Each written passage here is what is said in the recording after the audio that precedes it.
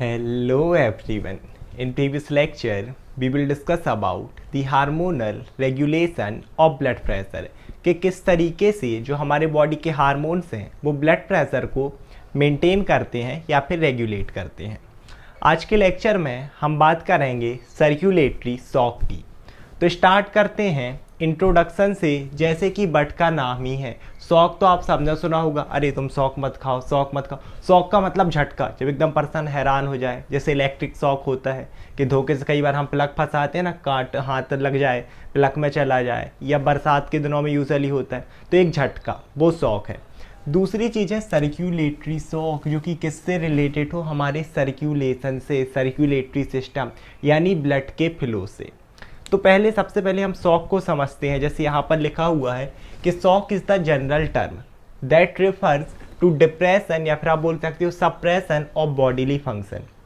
यही होता है ना, पर्सन जैसे कोई न्यूज़ सुनता है एकदम डिप्रेस हो जाता है, ब्लड प्रेशर डिक्रीज हो गया, सारी चीज़ें डिक्रीज, एकदम पर्सन शांत हो जाएगा, कोई भी फंक्शन प्रॉपर नहीं होगा। तो वही टर्म है यूजुअली सिर्फ शॉक के लिए।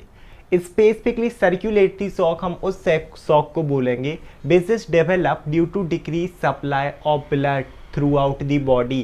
कि मान लो हमारी बॉडी में ब्लड सप्लाई की कमी हो गई है सारे टिश्यूज़ में, यही करता है ऑक्सीजन न्यूट्रिशन की सप्लाई, जिससे बॉडी फंक्शन परफॉर्म करती है। क्योंकि ब्लड की सप्लाई ही डिक्रीज है, न्यूट्रिशन प्रॉपर मिल नहीं रहे, सारी सेल्स की फंक्शन डिप्रेस हो जाएगी। इसी चीज़ को हमने बोल दिया सर्कुलेटरी शॉक। इसके अलावा बहुत ही important thing that it is the life threatening condition. Life threatening condition है अगर इसे इमीडिएटली ट्रीटमेंट नहीं दिया गया।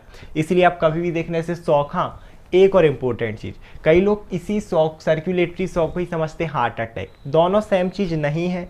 हाँ, इनके जो मैनिफेस्टेशन है, सिम्टम्स हैं, वो काफ़ी कुछ सिमिलर है, लेकिन दोनों में डिफरेंस होता है। सर्कुलेटरी शॉक अलग चीज़ है। हार्ट अटैक को जनरली हम मायोकार्डियल इंफ्राक्शन बोल सकते हैं। उसमें स्पेसिफिकली जो हार्ट की सेल है ना, उसकी फंक्शनिंग डिप्रेस होती है, वो सेल डेड होती हैं अगर वहाँ पर ब्लड क्लॉट जम जाए, जिसकी वजह से उन्हें ब्लड सप्लाई प्रॉपर ना मिले। सर्कुलेटरी शॉक मतलब हर वो पार्ट है ना जहाँ जहाँ ब्लड सप्लाई नहीं मिलेगी, सबकी फंक्शनिंग डिप्रेस होगी। इसके अलावा जो हार्ट अटैक है आपका, वो कार्डियोजेनिक शॉक में रिजल्ट कर सकता है, जिसे हम आगे देखेंगे। अभी हम यहाँ पर बात कर रहे थे कि it is the life threatening condition, अगर पर्सन को ट्रीटमेंट नहीं दिया जाता जान ले लेती है। तभी आप कभी भी देखना, जिसको बोलते हैं ना कि इसको शॉक आया है, इसको शॉक लगा है, उसे इमीडिएट हॉस्पिटल भेजा जाता है ताकि प्रॉपर वहाँ पर जो केयर है वो की जाए और पर्सन की जान बच सके। इसके बाद अब हम देखते हैं स्टेजेस ऑफ शॉक कि पर्टिकुलरली इसकी कितनी स्टेजेस रहेंगी। 3 स्टेजेस रहती हैं। पहली जो स्टेज है जिसे हम नाम देते हैं नॉन प्रोग्रेसिव स्टेज। अच्छा, एक और चीज़ यहाँ पर ये पूरा मैंने नोट करके लिखा कि डेवलप कैसे हो गया। वैसे तो मैंने आप लोग को बता दिया कि हमारे पास ब्लड है और ब्लड ही क्या करता है, पूरे हमारी बॉडी में न्यूट्रिएंट सप्लाई करता है। मान लो किसी भी रीजन से डिक्रीज ब्लड फ्लो हो गया है ना, मान लो ब्लड की ही कमी हो गई। अब जैसे ही ब्लड की कमी हुई, टिश्यू में जो ब्लड जा रहा था वो भी डिक्रीज होगा। उसी चीज़ को हम टिश्यू परफ्यूजन बोलते हैं कि ब्लड के थ्रू जो न्यूट्रिएंट्स मिल रहे थे, ऑक्सीजन, ग्लूकोज और भी अदर हमारे जो डिफरेंट टाइप्स ऑफ न्यूट्रिएंट्स थे ना, वो सभी भी डिक्रीज हो जाएंगे। बिना न्यूट्रिएंट्स और ऑक्सीजन के टिश्यू सेल फंक्शन नहीं कर पाएंगी। साथ ही साथ उनके जो ऑर्गेनील्स हैं उनके अंदर की डेथ होने लगेगी। और अगर बहुत ज़्यादा ये सप्लाई, जो डिक्रीज सप्लाई वो कॉन्टीन्यूसली रही, मतलब प्रॉपर केयर नहीं की गई, तब ये रिजल्ट कर देता है, यहाँ तो डैमेज है, यहाँ तक कि रिजल्ट कर देगा टिश्यू डेथ में, अगर हमने इसकी प्रॉपर केयर नहीं की तो। और इस तरीके से आपका डेवलप होता है। इसके बाद अब हम स्टेजेस की बात करते हैं। पहली स्टेज है नॉन प्रोग्रेसिव स्टेज। समझो, नाम ही देखो, नॉन प्रोग्रेसिव स्टेज मतलब इस शॉक की ऐसी स्टेज है जो आगे प्रोग्रेस नहीं करती, बस एक छोटा सा झटका, फिर पर्सन पानी पिएगा, ठीक हो गया, वो वाली स्टेज है। मूवियों में आपने जनरली देखा होगा। ये वाली स्टेज कब डेवलप होती है, जब आपका ब्लड वॉल्यूम, ये मैंने B for blood, V for volume और एल फॉर है लॉस, अगर आपका ब्लड वॉल्यूम कितना लॉस होता है नॉर्मल से 15%।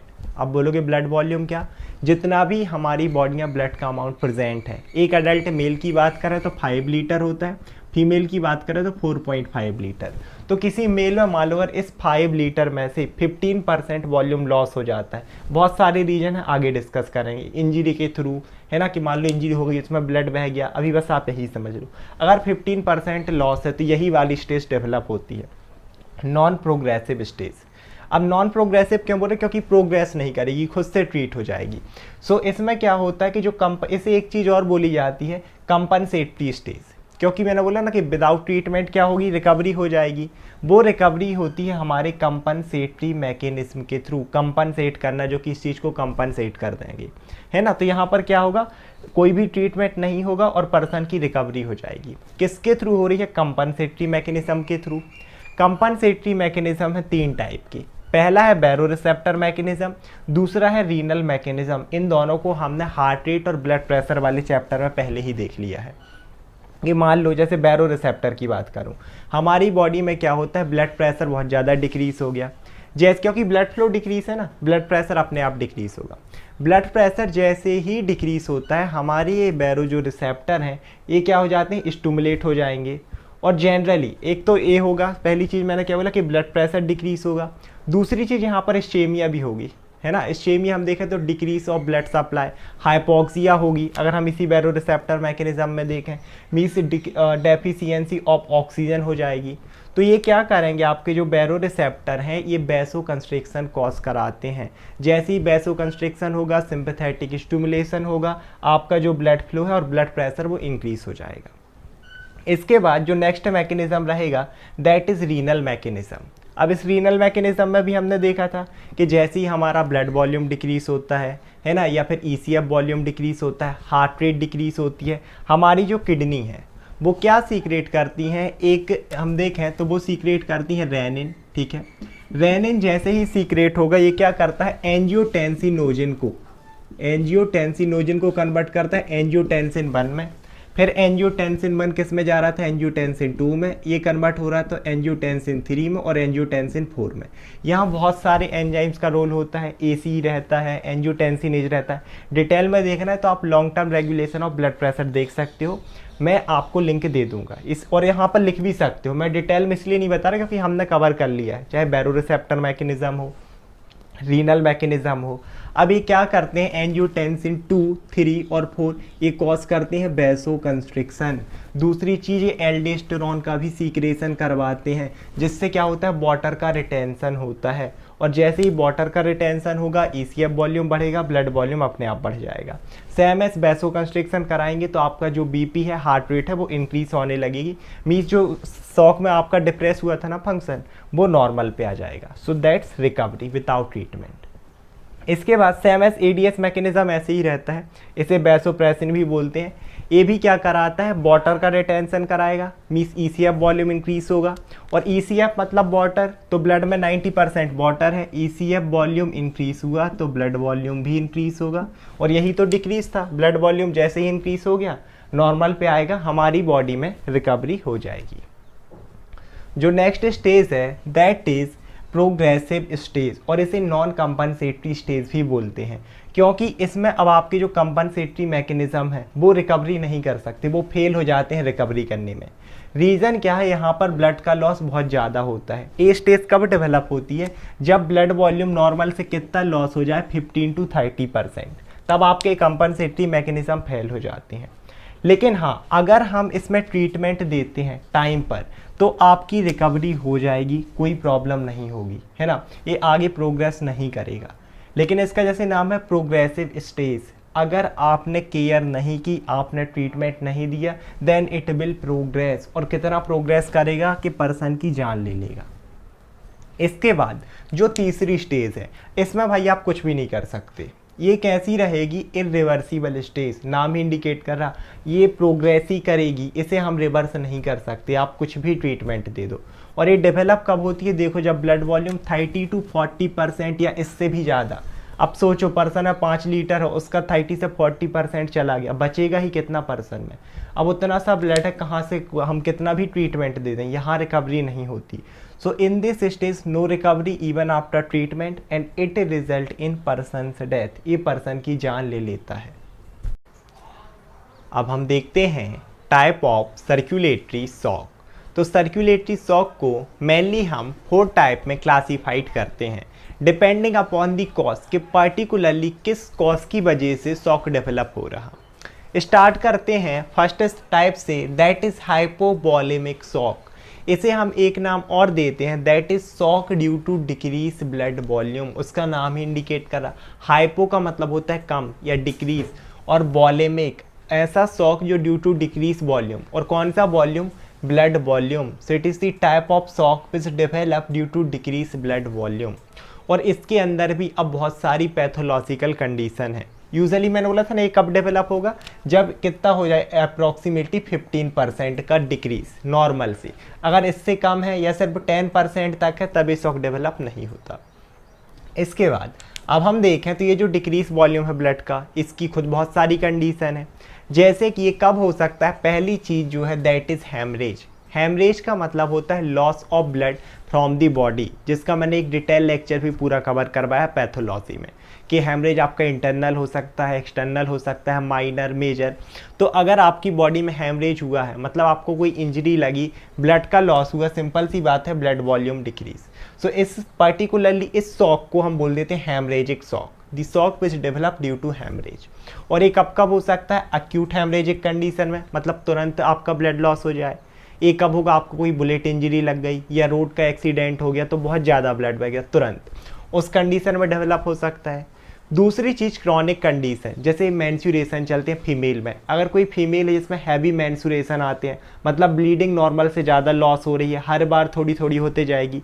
या फिर कोई पर्सन है जैसे पेप्टिक अल्सर है, स्टमक के अंदर अल्सर्स हैं, अब जब भी वो यूरिन करता है या स्टूल करता है, थोड़ा थोड़ा ब्लड डेली उसकी बॉडी से बाहर जा रहा, तो हमें डेली तो पता नहीं चल रहा, लेकिन मान लो 6 महीने बाद, साल भर बाद उसकी बॉडी में जो वॉल्यूम वो 15% से कम हो गया, उसमें डेवलप हो जाएगा हैमरेजिक शॉक या फिर हाइपोवॉलेमिक शॉक। इसके अलावा डिटेल में मैं इसे पैथोलॉजी में अलग से करवाऊंगा, फिजियोलॉजी के हिसाब से हम बस उतना ही पढ़ेंगे, डिटेल में एक एक को अलग से कवर करेंगे पैथोलॉजी में।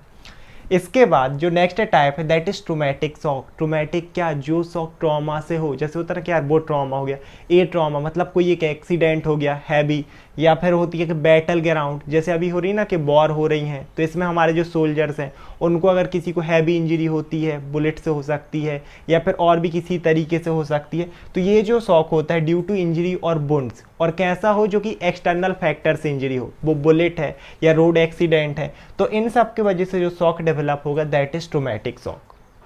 इसके बाद आगे देखें, अब बोलोगे भाई ये दोनों में डिफरेंस क्या? इसमें भी तो आपने ये हमें रोड इंजरी का एग्जांपल दिया था, लेकिन इसमें स्पेसिफिकली हम ब्लड लॉस की बात कर रहे हैं कि इसमें ब्लड लॉस होगा, ठीक है। वो यहाँ पर मैंने बताया कि वो मेंस्ट्रुएशन से भी हो सकता है, पेप्टिक अल्सर से भी हो सकता है, अलग अलग कंडीशन है।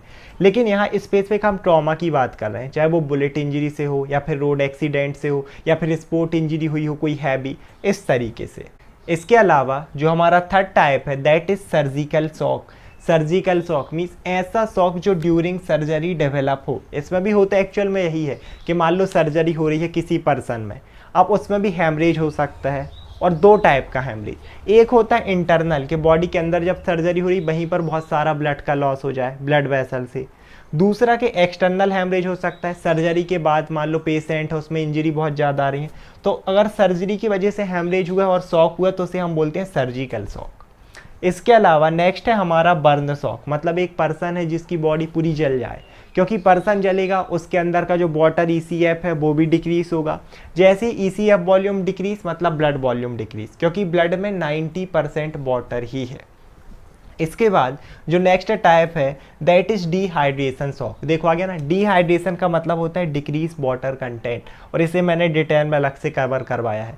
अब डिहाइड्रेशन के बहुत सारे कॉज हैं। पहली चीज़ है कोई पर्सन है वो इनटेक ही कम वाटर का कर रहा है, दूसरी चीज़ कि उसकी बॉडी का एब्जॉर्प्शन कम कर रही है, और तीसरी चीज़ कि एक्सक्रीशन ज़्यादा हो रहा है, यूरिन के थ्रू हो सकता है, नोजिया हो सकती है, वोमिटिंग हो सकती है, कोई पर्सन डायरिया, उल्टी, और उसमें देखना पर्सन की हालत कितना वीक हो जाता है ड्यू टू डिहाइड्रेशन। तो अगर बहुत ज़्यादा सीवियर किसी को वोमिटिंग डायरिया चल रहा है ना, स्पेसिफिकली एड्स वाली कंडीशन में होता है एक्वायर्ड इम्यूनोडेफिशिएंसी सिंड्रोम, क्योंकि फंक्शन वहाँ पर प्रॉपर वर्क नहीं करते, तो ये क्या हो जाएगा, उस वजह से आपकी डिहाइड्रेशन की वजह से शॉक डेवलप हो जाएगा। इसके बाद जो नेक्स्ट टाइप है that is vasogenic shock. Vasogenic shock, इसे एक और हम नाम देते हैं shock due to increase vascular capacity.